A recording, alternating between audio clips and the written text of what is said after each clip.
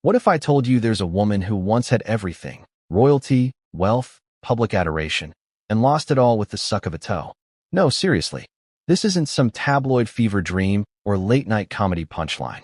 This is the true story of Sarah Ferguson, the Duchess of York, a woman whose name became synonymous with scandal, mockery, and one of the most bizarre downfalls in modern royal history. But before we continue, please subscribe and turn on the notification bell for updates. A duchess who danced too freely, laughed too loudly, spoke when she should have smiled, and then, years later, was caught on hidden camera offering access to Prince Andrew for a cool £500,000. And even that wasn't her lowest point. So here's the question. Why does everyone, still, hate Sarah Ferguson? We're not just talking about royal watchers and press critics. This is a woman who became a national embarrassment, a late-night joke, a walking tabloid headline. From the Queen's cold stare to Prince Philip's legendary grudge, to online threads labeling her the most tone-deaf royal affiliate in modern memory, Fergie's reputation has been scorched over and over. But is the hate justified? Or have we overlooked something in the messy mosaic of her life? Because here's the thing.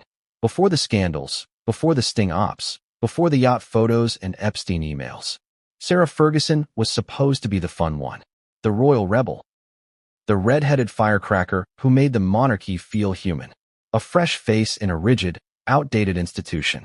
She was loved once, but it didn't last long. Let's rewind. The year was 1986. Prince Andrew, the Queen's second son, had just proposed.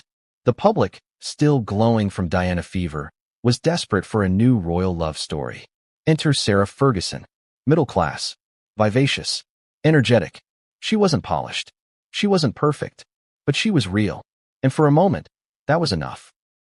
The press dubbed her Duchess of Delight. The palace smiled for the cameras. Even Prince Philip cracked a rare joke at the wedding reception. But beneath the surface, things weren't so rosy. She was loud. She was clumsy. And she didn't fit the mold. Not like Diana. Not like Camilla. Not like any of the women the firm had ever tried to mold into something palatable. The tabloids turned quickly. The same headlines that once praised her began to bite. Frumpy Fergie. Red-faced royal. The loose cannon at the palace. Sound familiar? What followed was a spiraling chain of chaos, self-inflicted and systemically encouraged. Affairs, financial blunders, royal estrangement, public disgrace, and one truly unforgettable photograph that would be reprinted for decades. A topless Sarah Ferguson on holiday, her feet in the lap and mouth of an American businessman. It was the scandal that made even Fleet Street blush. But here's where things get really strange. Sarah Ferguson didn't disappear after that. She didn't retreat into private life or accept her exile. Instead, she doubled down. She tried to reinvent herself, first as a single mother, then a children's author, then a Weight Watchers ambassador, then a reality TV guest, then, somehow, a close friend of Jeffrey Epstein. Yes, that Epstein. And no matter how many times the public recoiled, she found a way to bounce back. Awkwardly, publicly, and often embarrassingly. But why? Why keep returning to the spotlight when everyone clearly wanted her gone? That's the uncomfortable question. Because maybe, deep down, Sarah Ferguson was never trying to be a royal at all. Maybe she was trying to be famous. And in a world where scandals sell faster than fairy tales, maybe she knew something the monarchy didn't. That shame, properly managed, could be monetized. Think about it. Her lowest moments, the sting operation, the Epstein emails, the messy press tours. Those are the very things that kept her name in circulation. She was no longer Duchess of York. She was Fergie, the brand, the survivor, the perpetual embarrassment that just wouldn't go away. And here's the kicker. Even after everything, the humiliation, the royal snubs, the public fury, she still lives with Prince Andrew. Yes, seriously, in the same house, on royal grounds, with full staff. Try to wrap your head around that. The woman who tried to sell access to him still shares his home. The woman who was best friends with Princess Diana and then was shut out of her funeral. The woman who called Jeffrey Epstein her supreme friend and then apologized to him when the public caught on. Who is Sarah Ferguson?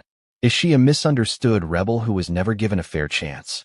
Or a grifter who milked her royal past for all it was worth? Is she the court jester, loud, lovable, doomed to ridicule? or a calculating operator who knew exactly what she was doing. Either way, people hate her, and they have for decades.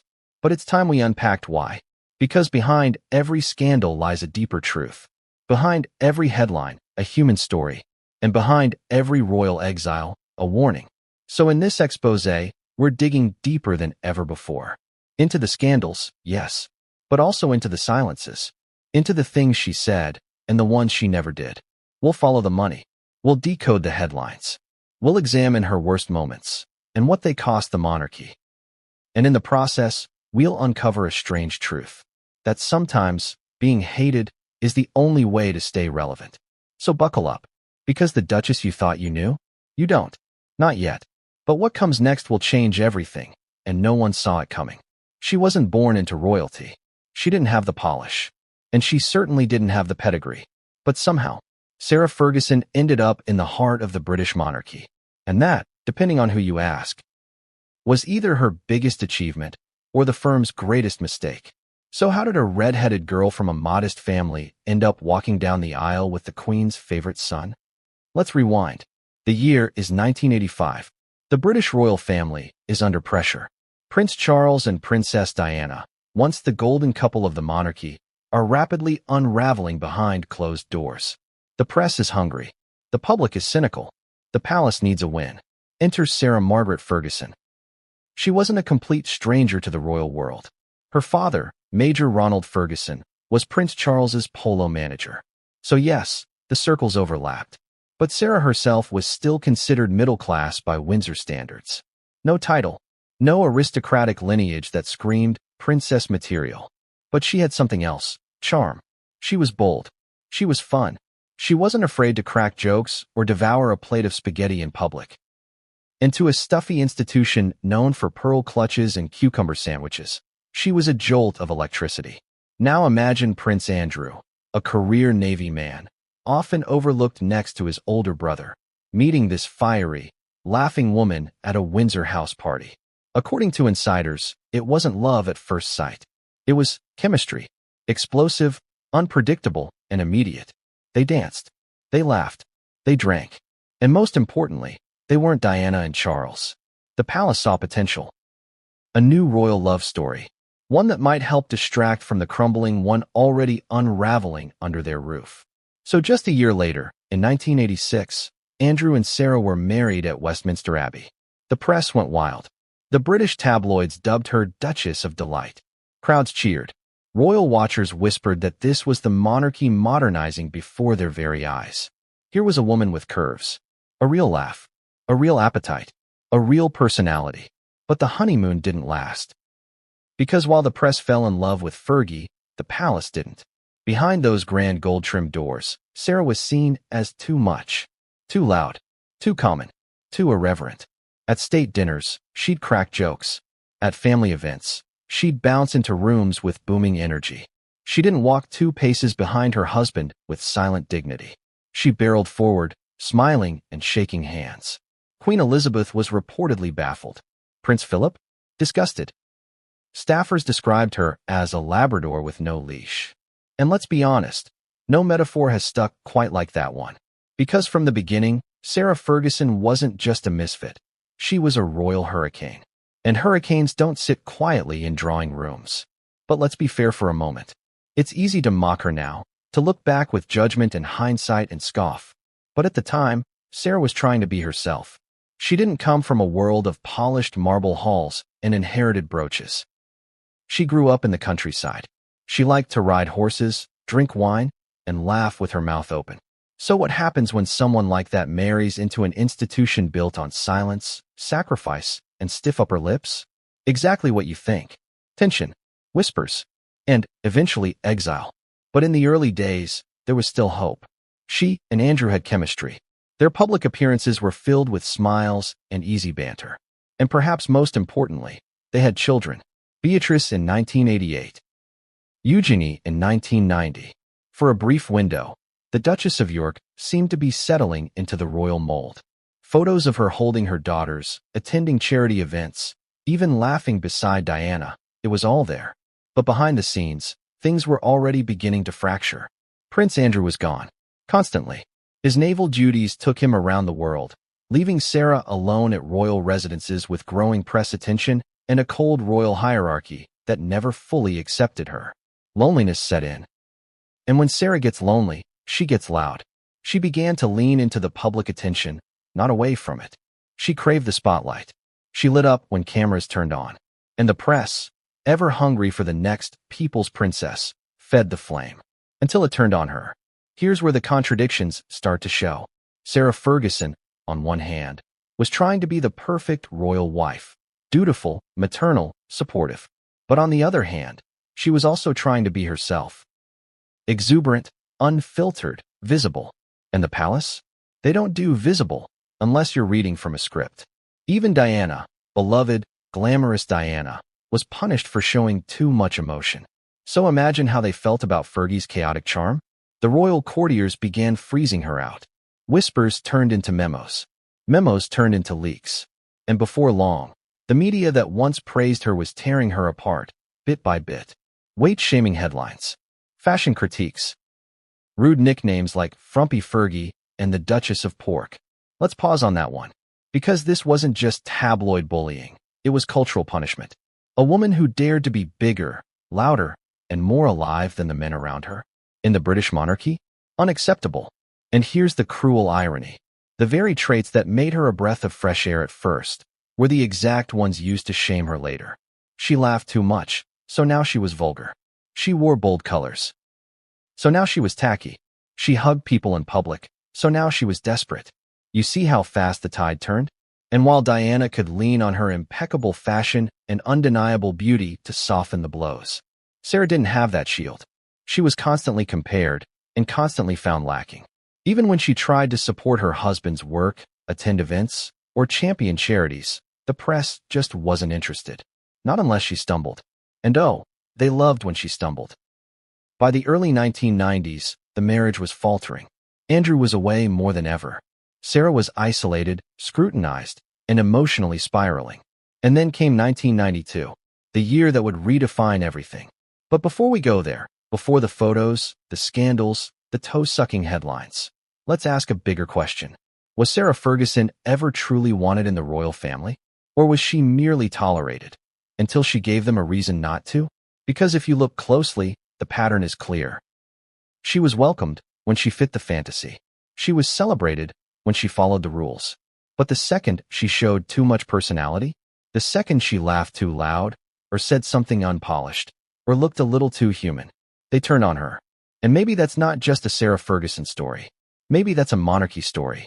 A story about what happens when a woman who doesn't fit the mold tries to squeeze herself into a centuries-old institution that never asked her to be real. Only quiet, only compliant, only invisible. But Sarah Ferguson? She was never invisible. And when the headlines exploded in 1992, the entire world would remember exactly who she was. And what came next would change everything, and no one saw it coming. What happens when a woman with the energy of a Labrador retriever is dropped into a palace full of corgis?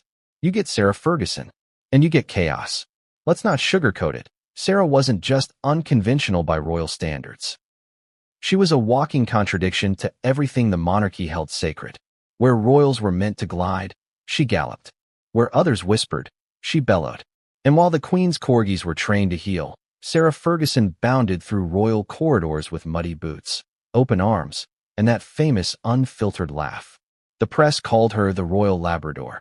At first, it sounded cute, harmless, even endearing.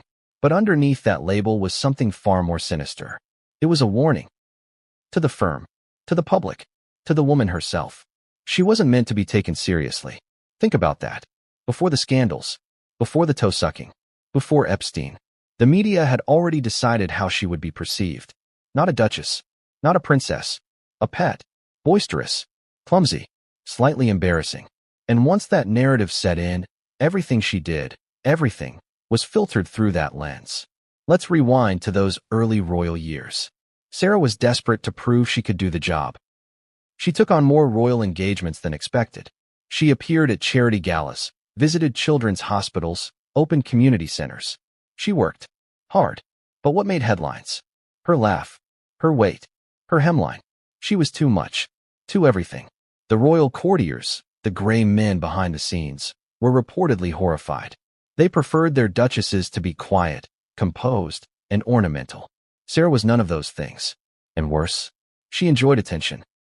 At official events, she'd go off script, crack jokes, hug people, and the press, sensing blood, began to turn.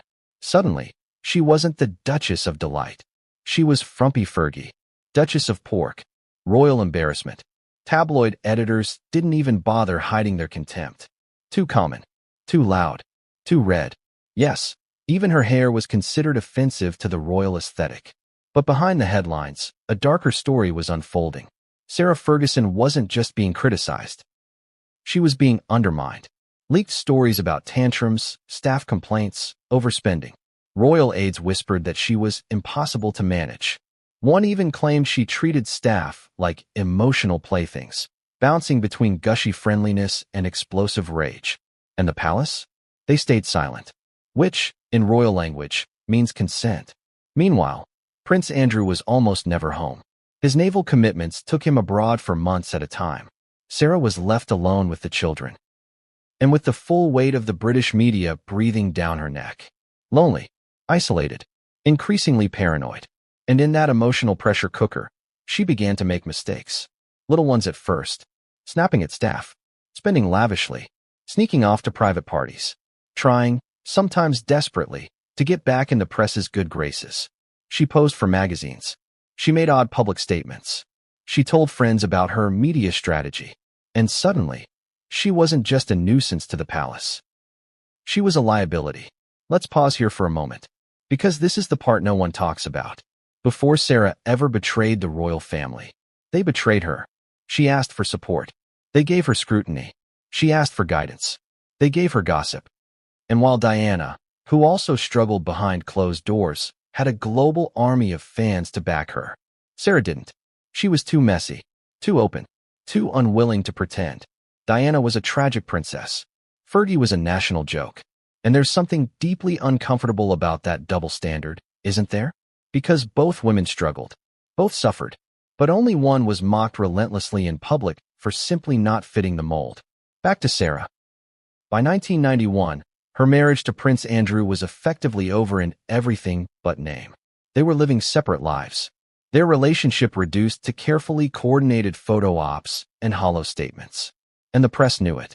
They smelled blood. But Sarah, ever the Labrador, didn't run from the cameras. She chased them. She doubled down on public appearances. She leaned into her reputation as the fun one. She even started cultivating celebrity friends in Hollywood and Manhattan. Some say it was survival. Others say it was ego. But either way, it put her on a collision course with the crown. Because in the monarchy, visibility without permission is treason. Sarah started taking meetings, talking to producers, planning book deals. She wanted to build something for herself. Can you blame her? She was a mother. A separated wife, a woman pushed to the margins of a powerful institution that had no place for her anymore. So she decided to create her own place. And that, more than anything, infuriated the palace. A woman forging her own path, without permission? Unthinkable. The tension reached a boiling point when she began discussions with American television networks. She wanted to tell her side. She wanted to show the real Fergie. She wanted, most dangerously of all, sympathy.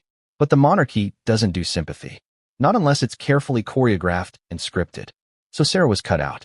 Frozen. Silenced. Until she wasn't. Because just when the palace thought they had contained her, just when the press was growing bored, just when the queen was ready to quietly fade her out of public life, the photos emerged. Tabloid dynamite. Sarah Ferguson. On holiday. Topless. With her financial advisor, John Bryan. Sucking her toes. It was the scandal of the decade. And it wasn't just salacious. It was humiliating. For Sarah. For Andrew. For the entire royal family. The photos were published in the Daily Mirror in August 1992. The public exploded. The palace went into meltdown. And Prince Philip? He reportedly swore he'd never speak to her again. And he kept that promise. The Labrador had finally gone too far. But here's the irony. She wasn't even married to Andrew at that point. They were separated. Living apart. Emotionally done. But the public didn't care. Neither did the palace. Because when you're a woman in the royal family, Your body is never yours. And if you embarrass the crown, even from 1,000 miles away, you pay. The fallout was swift and brutal. Fergie was officially separated from Andrew. She was removed from official royal duties. She was denied security funding. And worst of all, she was shut out of the firm. No more invitations. No more family events. No more protection. She was now just Sarah. Alone. Embarrassed. And unprepared. But she wasn't done yet. Because as the dust settled, and the press moved on, and the monarchy quietly erased her name from the official ledgers, Sarah Ferguson began plotting something else. A comeback. And that comeback? It would make her more infamous than ever before. Because if she couldn't be respected, she could at least be remembered. And what came next would burn what little royal goodwill she had left to the ground. By August 1992, the monarchy was already stumbling. Divorce rumors, press leaks, whispers of betrayal inside the palace. But nothing, not one crisis meeting, not one internal memo, prepared Windsor for the moment a duchess' toes would end up in a stranger's mouth on page 1. Let me paint the scene properly. The south of France. A private villa. School holidays. Her daughters, Princess Beatrice and Princess Eugenie, splashing in the Mediterranean sun. A separated, but still legally married Sarah Ferguson lounging poolside, believing, for the first time in months, that she could breathe without protocol, handlers, or palace hawks watching her inhale. And then, the click of a long lens. Paparazzi. Not invited. Not expected. But inevitable. The photos showed Sarah, topless, lying on a sunbed while American businessman John Bryan, designated in some reports as her financial advisor and friend, kissed her feet, nibbled her ankles, and, most memorably, sucked her toes. Pause. The degree of absurdity here isn't incidental. It's central. Because before 1992, Sarah Ferguson had a reputation: loud, messy, clumsy, indiscreet. But after 1992, she had a brand. The photos didn't just humiliate her. They swallowed her identity whole. The Daily Mirror famously broke the story, splashing the images across their pages to worldwide shock, giddy outrage, and a kind of morbid fascination only royalty can provoke when it behaves like reality television. Let me ask you this. Do you remember what else happened in August 1992? No. Exactly. The toes overshadowed everything. Why did this scandal matter so much? Because she was a royal. Because she was a woman. And because the public and the firm still treated her as if she represented the crown. Separated or not, divorced or not, royal women don't get to be off-duty. Their bodies and reputations aren't personal. They're constitutional assets. Sarah protested internally that the images captured a private holiday during a marital separation. And legally speaking, she was right. But culturally, she was doomed. The public didn't care for nuance. The royal family certainly didn't either. And Prince Philip? Oh, this is where it gets icy. Sources close to the palace insisted that the Duke of Edinburgh took the humiliation personally. An old-guard disciplinarian who believed dignity was oxygen and privacy was earned through silence. Philip allegedly refused to speak to her for years afterward. Some accounts claim he wouldn't even be photographed near her again. And the press loved the sub-narrative: Philip versus Fergie. Old decorum versus messy charisma. Monarchy versus the commoner who kept forgetting the assignment. But there's another side to this confrontation. A power imbalance so absurd it only becomes visible once you stop laughing at the toes. Because here's the uncomfortable truth. While the photos were an embarrassment to the crown, the punishment Sarah endured was not proportional to the act. Not by the standards applied to the men around her. Let's compare. Charles cheated on Diana. That was a tragedy. A flawed heir trapped by circumstance, the press said. Andrew was friends with Epstein. That was a misjudgment. A corruptive influence everyone else should have noticed earlier, commentators argued. The Queen? Beloved. Always forgiven by default. But Sarah? Comic relief. Sensational material. A woman whose flaws were proof of moral insufficiency rather than tragic complexity. And the press sharpened their knives. The toe incident unleashed years of mockery that would eat away at her marriage negotiations, her public credibility, and perhaps most destructively, her internal relationship with the palace. Because the firm had an unspoken rule. You can fail, but you can't be laughable. Sarah was both. but it also gave them something they believed they needed at the time. Distraction. Think about this contradiction. The palace hated the scandal. The palace also benefited from it. Because suddenly, the Charles/Diana meltdown had a sideshow. A new poster child for indiscretion. A sacrificial lamb with freckles, a laugh track, and very photogenic toes. Now let's talk about John Bryan. Who was he really? To many casual observers, he was the man in the pictures. But to the senior royals, he was the destabilizing symbol of a woman who had begun seeking a life outside palace jurisdiction and unwisely picked allies without vetting their optics. Bryan was wealthy, extroverted, media-savvy himself, and someone Sarah seemed to genuinely enjoy the company of, perhaps because his world rewarded charm and volume, not whispers and restraint. Some reports say Sarah saw Bryan as a business partner, confidant, and financial advisor. Others portray him as a holiday friend who enjoyed indulgence as part of lifestyle presentation. What's not disputed? The palace perceived her judgment here as reckless. And that's the key emotional beat. She wanted to feel supported. She wanted to feel seen without conditional silence. Instead, she was seen too clearly, in the wrong context, by the wrong cameras, with the wrong framing. And the aftermath was brutal. The tabloids ran endless commentary. If she behaves like this when separated, imagine what she did while married. If she's willing to lounge topless, what else will she show next? If she can't manage her own image, can she manage her daughter's futures? If the crown doesn't endorse her behavior, why should we ever forgive it? And just like that, the nation turned. Not instantly. Public opinion rarely flips like a light switch.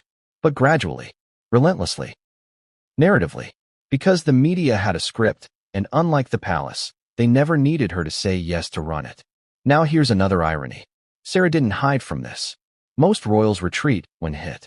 Sarah advanced. She spoke to friends. She tried to contain the story. She even cracked jokes about it later in American interviews, leaning into the "I'm the fun one" mask to relieve pressure with punchlines. This didn't rescue her. This cemented her. The toe-sucking incident wasn't the moment everyone began to hate her. It was the moment the world realized the monarchy already did, and the nation followed the cues.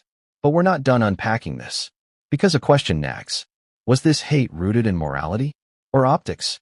Because if the photographs had shown a royal man with his feet in someone's lap, would the story have lived half as long? Of course not. The public doesn't just remember scandals. They remember humiliation. And humiliation is personal, vivid, and sticky. And Sarah Ferguson became the canvas it was painted on. Let me ask you this directly. If Sarah had been a royal man, would toes have ended her career?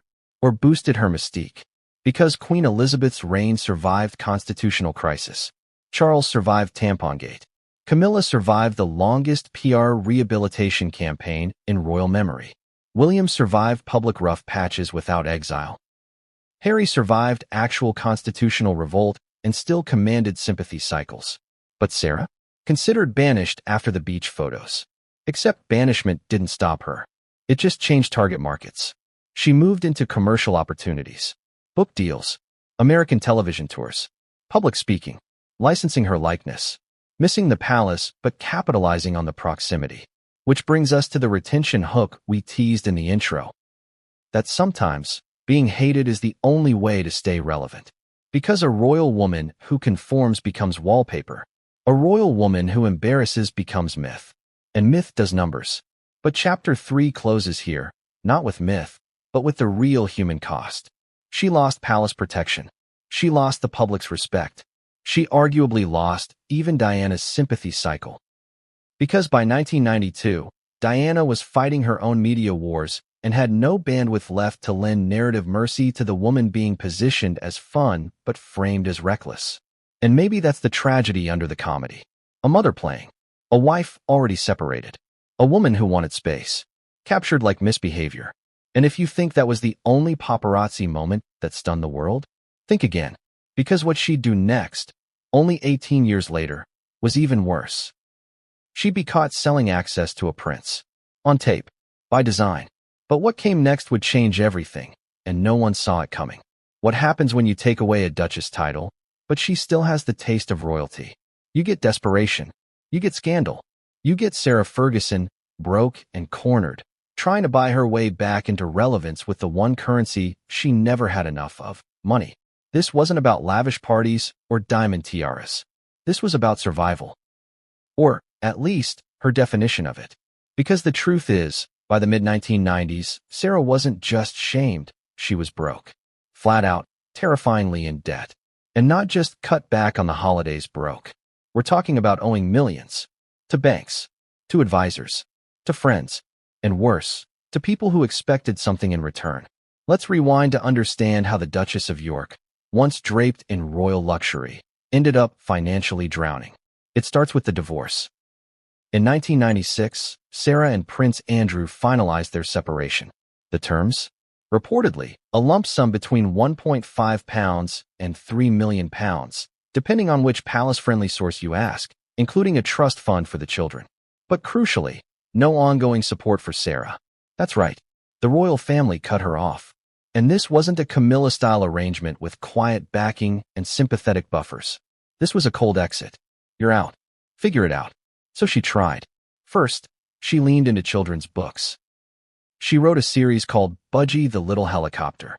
It actually did okay, enough to keep her name out there. But it didn't pay enough. Not nearly. Then she pivoted to the US, the land of reinvention. She signed endorsement deals. She became a spokesperson for Weight Watchers. She started doing the American talk show circuit. Oprah, Larry King, morning shows, late-night quips about toes and troubles. It was awkward, sometimes charming, often humiliating, but she kept going. Because every appearance brought in money, and every dollar went to plugging the holes in a rapidly sinking financial ship. You see, Sarah didn't downsize her lifestyle after the royal chapter ended. She still lived large.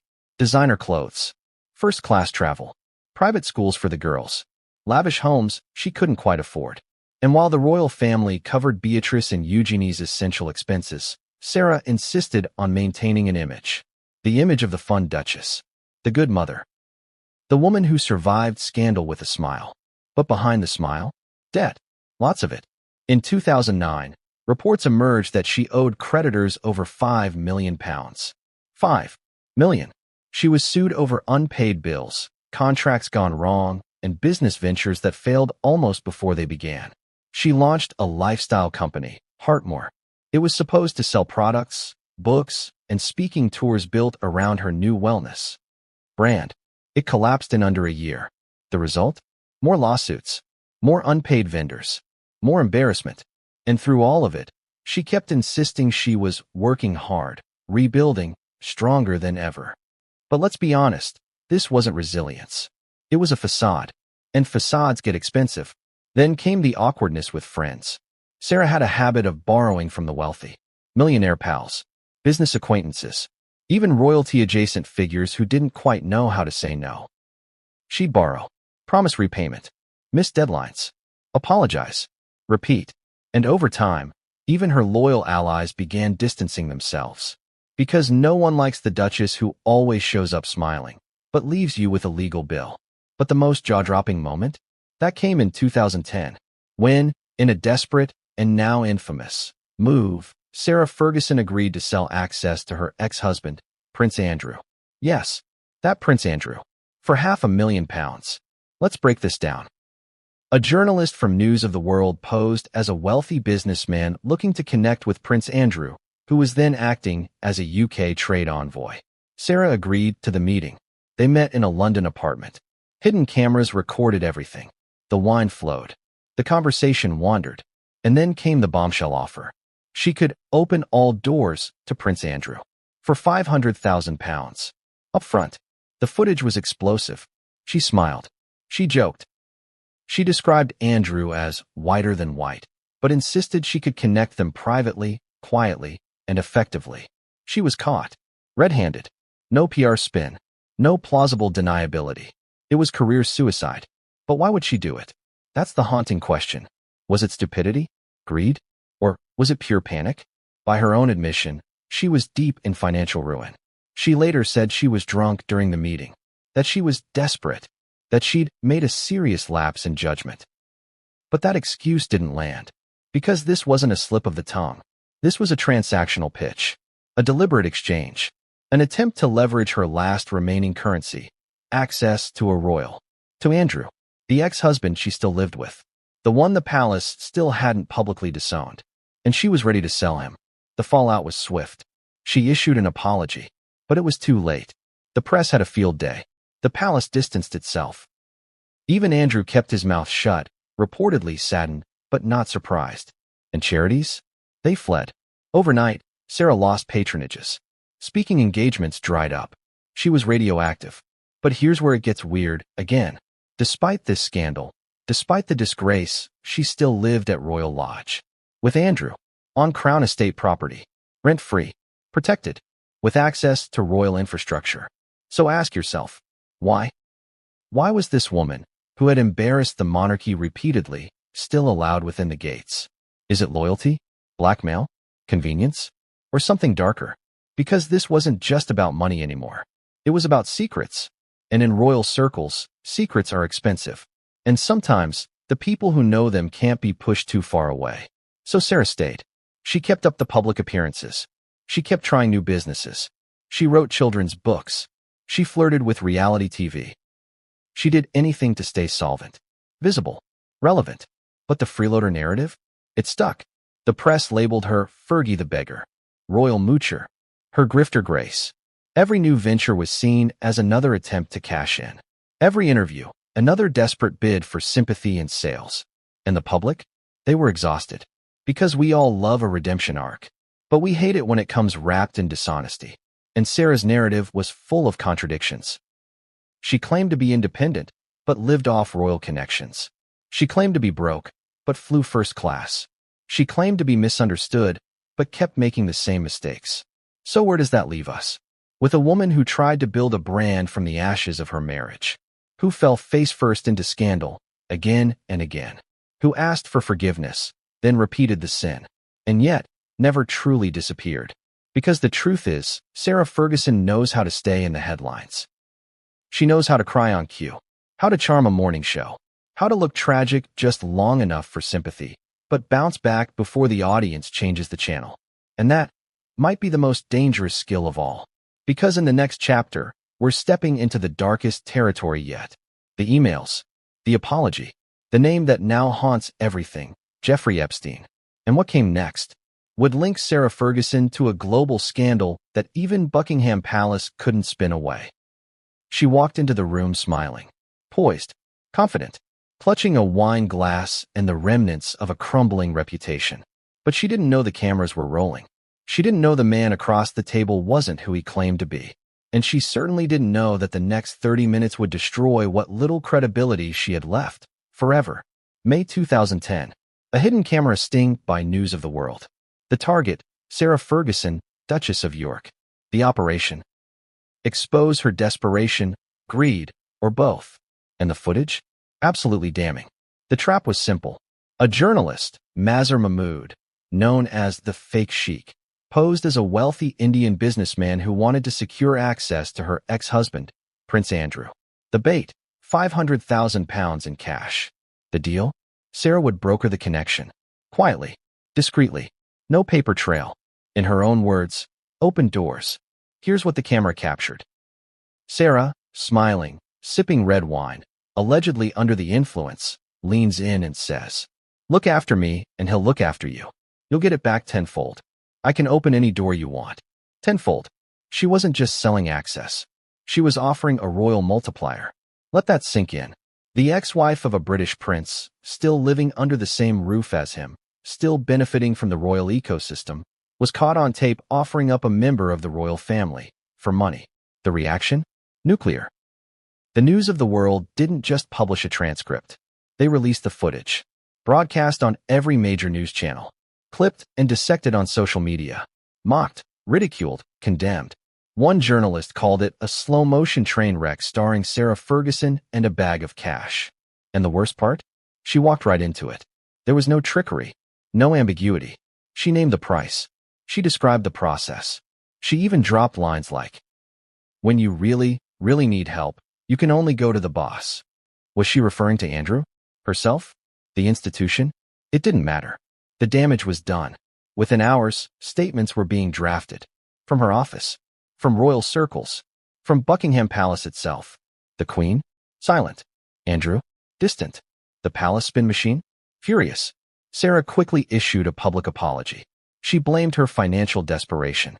She said she was devastated. She insisted Andrew knew nothing of the meeting. But the public wasn't buying it. Because this wasn't a moment of weakness. This was a premeditated pitch. And if she was willing to sell one royal, who else was she offering? Think about the timing. Prince Andrew was then acting as a UK special trade envoy, traveling the world, meeting heads of state, promoting British business interests. He had no official government authority, but he did carry royal weight. And Sarah was offering a backdoor to that influence. For cash. Let's be clear, this was bigger than embarrassment. It was dangerous. British politicians raised questions in Parliament. Security advisors questioned the potential for foreign interference. Ethics watchdogs called it a national security loophole with a £500,000 price tag. And Sarah? She vanished for a while. Not literally. She still gave interviews. Still pushed her books. But something changed. The mask cracked. Even her most loyal defenders couldn't excuse this one. This wasn't a clumsy moment or cheeky overshare. This was transactional betrayal. But let's zoom out. Why would she do it? She claimed, later, she was broke. That she'd been drinking. That she was manipulated. That she was not in her right mind. But here's the problem with that narrative. She'd done it before. Not with cameras, sure. But with favors. Introductions. Winks. Nods. Pay-to-play insinuations whispered at charity galas and fundraisers. Royal insiders had warned about her loose tongue for years. One former aide said she treated Andrew's name like a loyalty card, just enough to unlock the next freebie. The tape confirmed what many already suspected, that Sarah Ferguson had become a liability, not just to herself, but to the crown. And still, she wasn't removed. Not entirely. She still lived at Royal Lodge. Still cohabitated with Andrew. Still had proximity to the firm. Why? That's the lingering question. Was she being protected? Was she keeping secrets? Or was Andrew still enabling her out of guilt, loyalty, or something else? Some speculated it was strategic, that the palace feared what Sarah might say if pushed too far. Others whispered about diaries, letters, late-night conversations that could cause a PR apocalypse if ever leaked. But officially, Sarah faded. She retreated to the US for a while. Launched another wellness venture. Did a redemption interview with Oprah, of course. Spoke about healing, growth, and forgiveness. But the tape never went away. Even today, it circulates online. Clipped, memed, ridiculed. A cautionary tale in HD. And it's not just the betrayal that stings. It's the casualness. The way she laughed. The way she framed the deal. The lack of shame. She didn't sell access with hesitation. She did it with flair. And that flair? It cost her the last sliver of credibility she had in Britain. From that point on, she wasn't just Fergie the mess. She was Fergie the grifter. The Duchess who would trade royal blood for cold cash. But let's not pretend this ended with one sting operation. Because just 1 year later, another name would emerge. One even more toxic. One that would tie Sarah and Andrew into a global scandal that dwarfed toe-sucking, debt, or pay for access. Jeffrey Epstein. The man Sarah once called her supreme friend. The man who helped pay off her debts. The man who exposed a hidden web of complicity that would haunt the monarchy for years to come. And what came next wasn't just a scandal. It was a reckoning. It should have been the final straw. But somehow, it wasn't. Because in the twisted, ever-expanding web of royal scandals, few things feel truly final. Except, perhaps this. A duchess. An email. And the words, "my supreme friend." Addressed to Jeffrey Epstein. Pause. Let that settle. Not business contact. Not mutual acquaintance. Not even associate. Sarah Ferguson called one of the most reviled men of the 21st century, an accused sex trafficker, pedophile, and convicted felon, her supreme friend. The context? A series of leaked communications from 2011 that revealed just how close Sarah had once been to Epstein, and just how willingly she tried to make that friendship disappear from public memory. Let's rewind.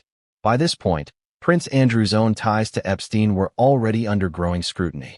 Photos of them walking through Central Park together had surfaced. Flight logs had connected Andrew to Epstein's private jet. And whispers about underage girls, secret deals, and hush money were swelling into global outrage. But Sarah? Her name wasn't in the headlines yet, until those emails leaked. And suddenly, the spotlight turned, slowly and ominously, toward the Duchess of York. Let's examine what they revealed. In one email exchange, Sarah reportedly apologized to Epstein for publicly criticizing him in earlier press appearances. Let's be clear. Epstein had already been convicted of procuring a minor for prostitution. He was a registered sex offender. The facts weren't in dispute.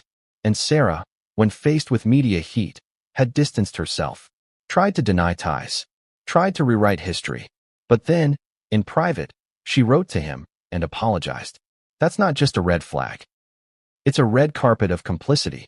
She claimed she'd been forced to criticize him, that she never meant to hurt him, that the media twisted things. And then came the most chilling line. My supreme friend. Who says that? Who uses language that grand, that intimate, to describe a man with that background? Someone who felt close. Someone who felt grateful. Someone who had something to hide. Because here's where it gets darker. Years earlier, in 2009, it was reported that Epstein helped pay off part of Sarah Ferguson's debts, around £15,000. At the time, she claimed she was unaware of the source. She blamed Andrew, said Epstein had offered to help Andrew settle a debt on her behalf, and she didn't realize where the funds had come from. But does that explanation hold? Let's walk through the logic. You're the ex-wife of a royal. You're drowning in financial chaos. And your ex-husband's friend, a convicted sex offender, pays off part of your debt. And you don't ask where it came from? You don't ask why he's helping? You don't object when his name is connected to your accounts? It doesn't add up. Even royal aides were baffled. One source reportedly said, if she didn't know where the money came from, she wasn't asking the right questions. But that wasn't the only question she wasn't asking. She didn't ask why Andrew continued to stay close with Epstein even after his conviction. She didn't ask, or didn't care, how the optics would reflect on her daughters. And she certainly didn't ask how the victims of Epstein's crimes would feel knowing she had publicly apologized to him. The outrage was swift. Charities dropped her. Corporate partners distanced themselves. Royal commentators went ballistic. One called her apology a betrayal of every woman and girl Epstein harmed. Another said it was the moment she crossed a line from embarrassing to ethically indefensible. But here's the twist again. Sarah survived. Barely. But she did. She wasn't stripped of her titles, though she no longer uses Her Royal Highness. She wasn't banned from public life. She wasn't even removed from Royal Lodge, where she continued living with Prince Andrew. Why? That's the million-pound question. Was it loyalty? Fear?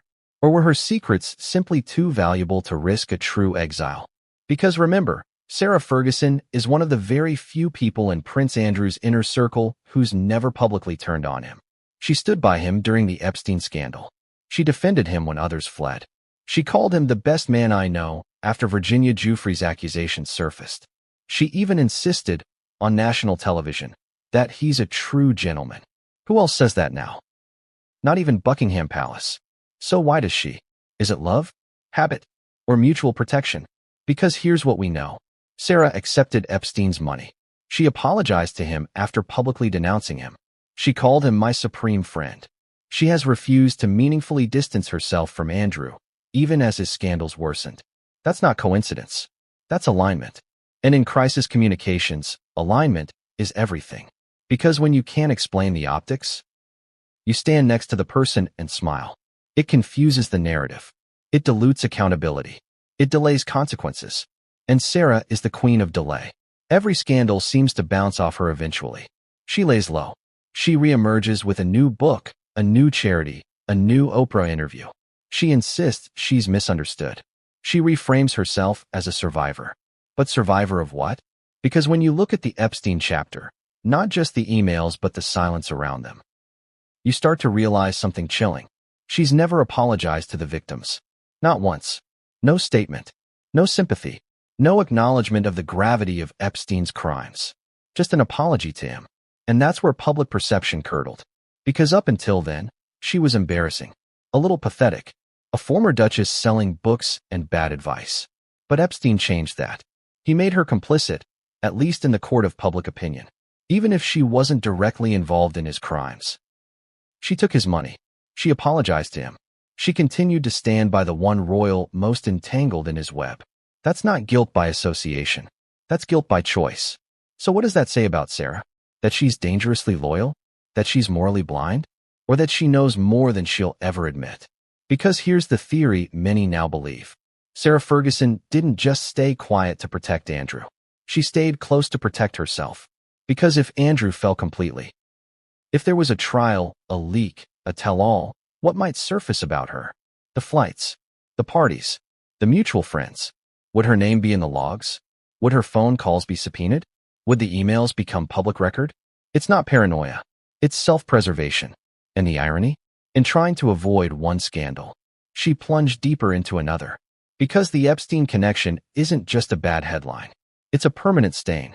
The kind that no rebranding campaign can scrub clean. Not Budgie the helicopter. Not Oprah. Not Weight Watchers. Not children's charities.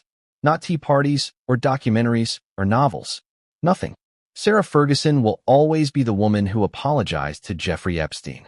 And that, more than anything, may be the reason public opinion never forgave her. Because scandal is messy. But some lines? You just don't cross. And if you do, you better hope no one finds the email. But in Sarah's case, they did. And the fallout wasn't just reputational. It would cast a long, toxic shadow over everything she tried to do next. Because while Sarah tried to move on, the world wouldn't let her. And neither would the palace. Because behind the gates of Royal Lodge, a cold calculation was already underway. How close could they let her stay without letting her speak? And what came next would prove that her relationship with Prince Andrew wasn't just confusing. They were supposed to be best friends.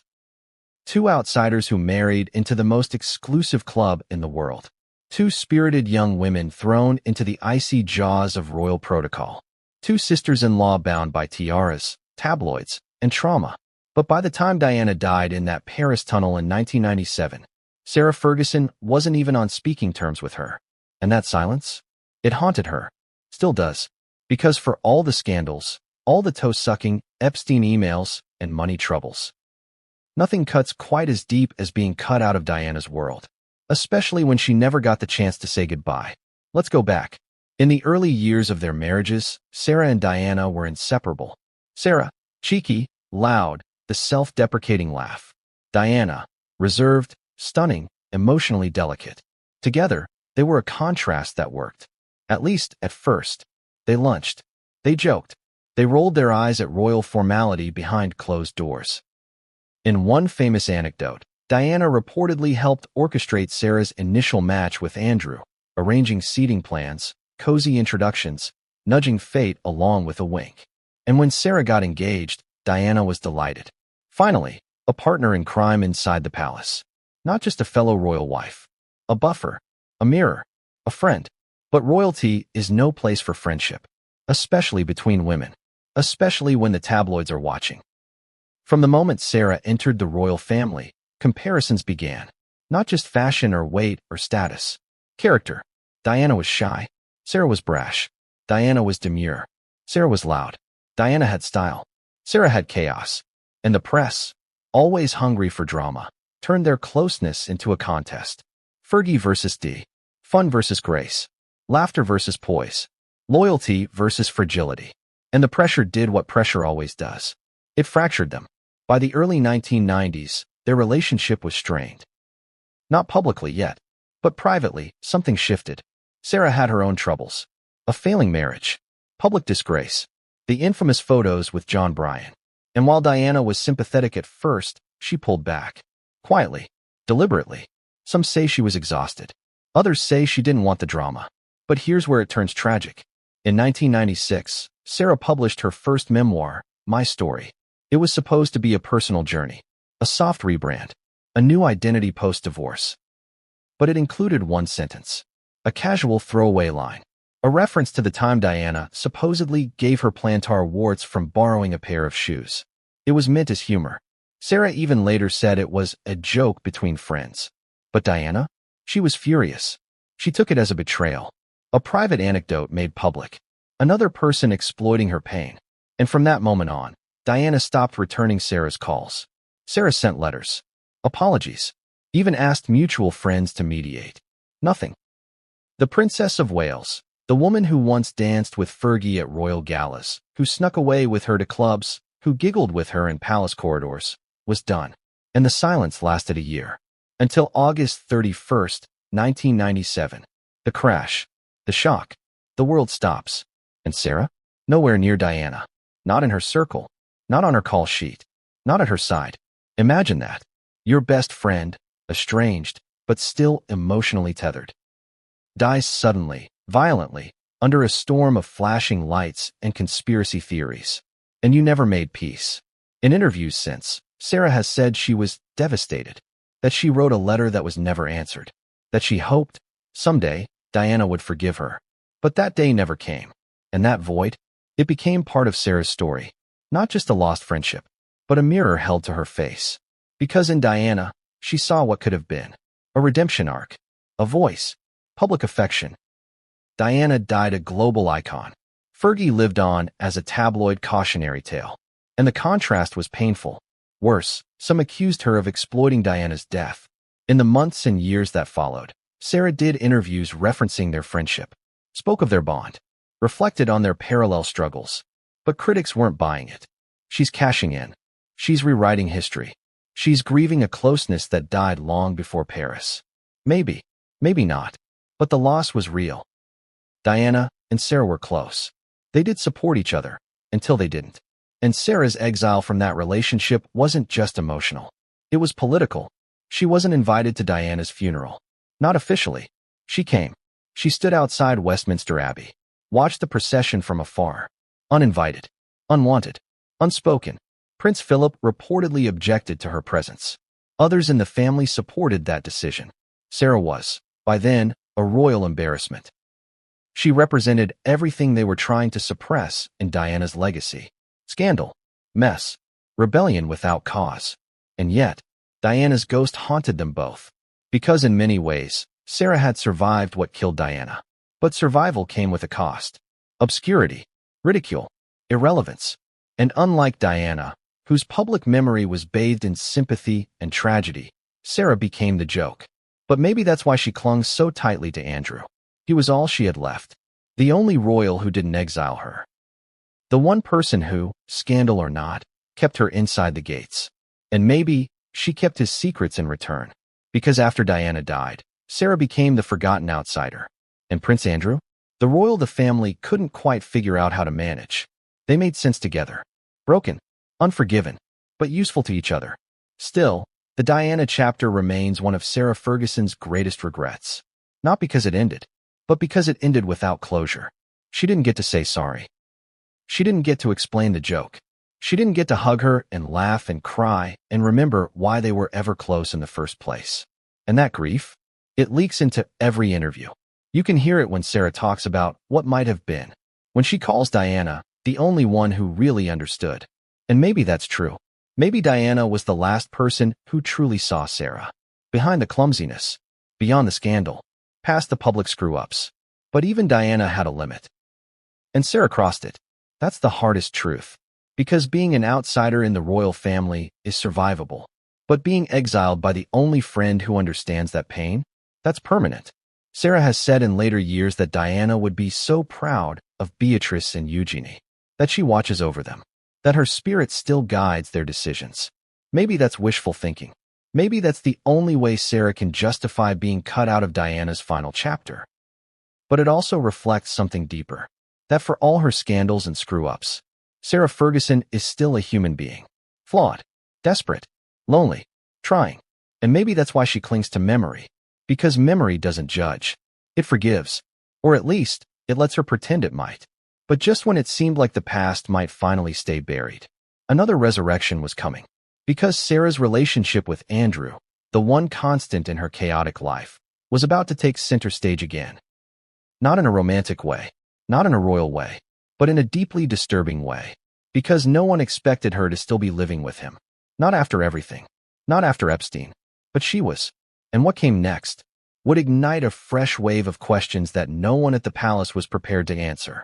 In the British monarchy, divorce usually means exile. Ask Princess Diana. Ask Sarah's own predecessors. Even Edward VIII had to trade his crown for love and never truly returned. But somehow, Sarah Ferguson didn't get the memo. Because while the marriage ended in 1996, the cohabitation didn't. She never really left. And to this day, over 25 years later, Sarah Ferguson still lives with Prince Andrew. In the same house. On royal grounds. Under the same roof. Let's say that again, slowly. She divorced the Queen's son. Embarrassed the monarchy on a global scale. Was caught on tape selling access to him. Took money from Epstein. Apologized to Epstein. And still, she stayed. Royal Lodge. Windsor Great Park. A sprawling 30-room mansion. Lavishly maintained. Technically Crown estate property, meaning publicly owned. Andrew lives there. So does Sarah. Sometimes in separate quarters. Sometimes not. Depends who you ask. Some say they lead completely separate lives inside the same home. Others say they're inseparable. Sharing meals. Watching TV. Hosting mutual friends. And Sarah herself? She's been frustratingly vague. In interviews, she's called Andrew my best friend. My soulmate. The happiest divorced couple in the world. She insists there's no funny business. That they're just close co-parents. That they keep each other grounded. But let's call this what it is. Weird. Unprecedented. Uncomfortable. And, post-Epstein, increasingly unacceptable. Because how does a woman who's sold access to a prince continue sharing a residence with him? How does a woman who accepted money from Epstein still get to live in a royal estate tied to public funds? And how does the monarchy justify it? The truth is, they can't. But they don't have a choice. Because removing Sarah would mean creating headlines. And at this point, headlines involving Andrew are nuclear. It's damage control through inaction. Letting her stay is less disruptive than forcing her out. So she stays. Unbothered. Unfazed. Sometimes even triumphant. She walks the grounds. Attends family events, though never officially. Stands behind Andrew, literally and figuratively. And while public trust in the royals continues to erode, especially after the Epstein disaster, Sarah quietly occupies her role as the unmovable ex-wife. Let's talk about that Epstein fallout again.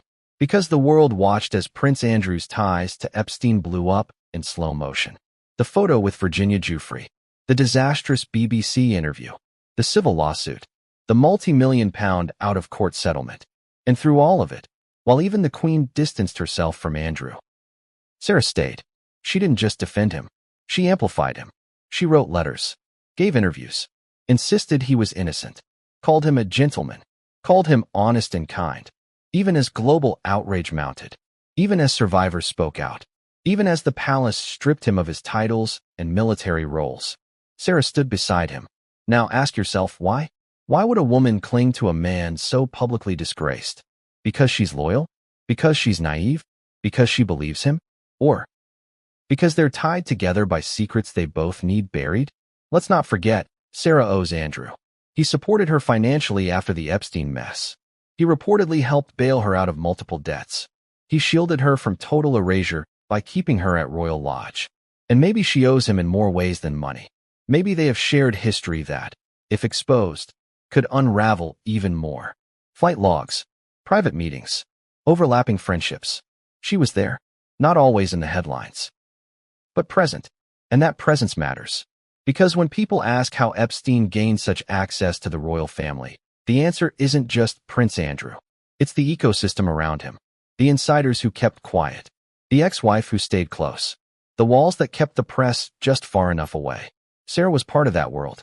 And now, she's one of its last defenders. She says Andrew is a good man. That he's been unfairly maligned. That he's a great father. But critics aren't convinced. They call her a shield. A distraction. A woman who weaponizes nostalgia and co-parenting to excuse proximity to disgrace. Because let's be honest, if she were anyone else, she'd be gone. But she's Fergie. Too scandalous to embrace. Too familiar to exile. Too close to the crown to cut off. And the public? Confused. Polls show widespread disapproval of Andrew. Suspicion of Sarah. Resentment over their continued use of royal privilege. Because Royal Lodge isn't just a house. It's a symbol. Of wealth. Of immunity. Of unearned comfort.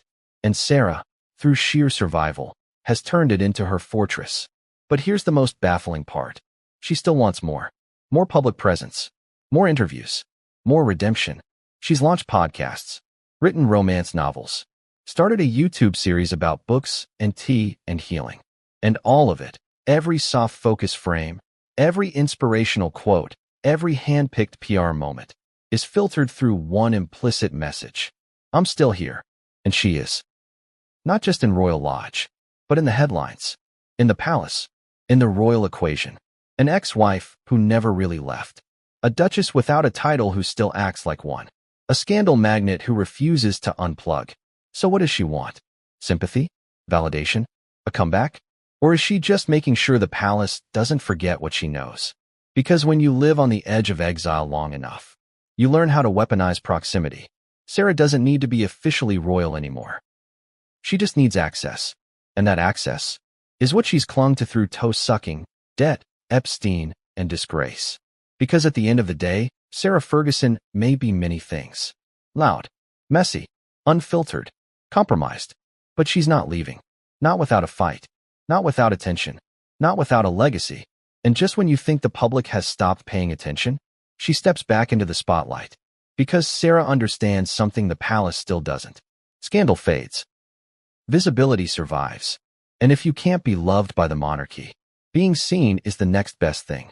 But in the next chapter, we'll see how her attempts at reinvention